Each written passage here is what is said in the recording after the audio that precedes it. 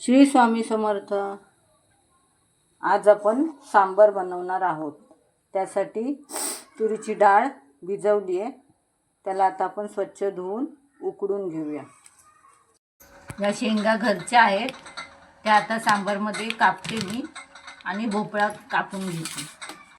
आता गॅसवर ठेवली एक लंगडी, त्याच्यामध्ये टाकले तेल, त्याच्यात टाकूया राई। राई चांगली तडतडू दे। चालू करू।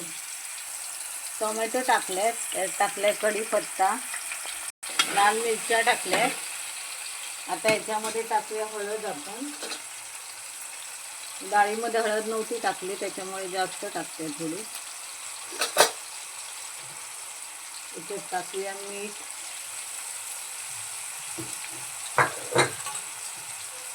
जरा ढवळून घेऊया आपण।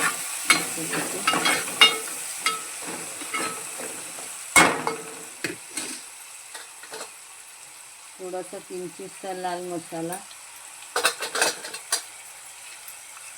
2 चमचे सांबार मसाला,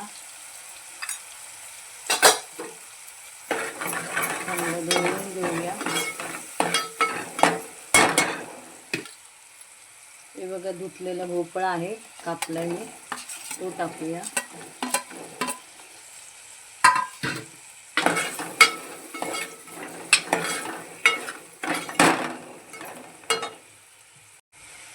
धुवून कट केल्या, त्या टाकल्या। शेंगा जास्तच टाकल्या, आवडतात आम्हाला म्हणून।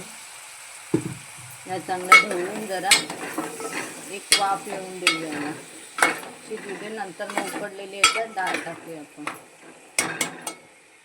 मध्ये टाकूया आपण उकडलेली डाळ, थोडंसं चिंचेचं पाणी।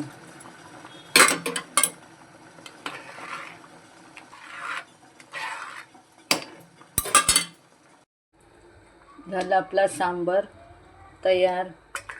बघा किती मस्त झालंय।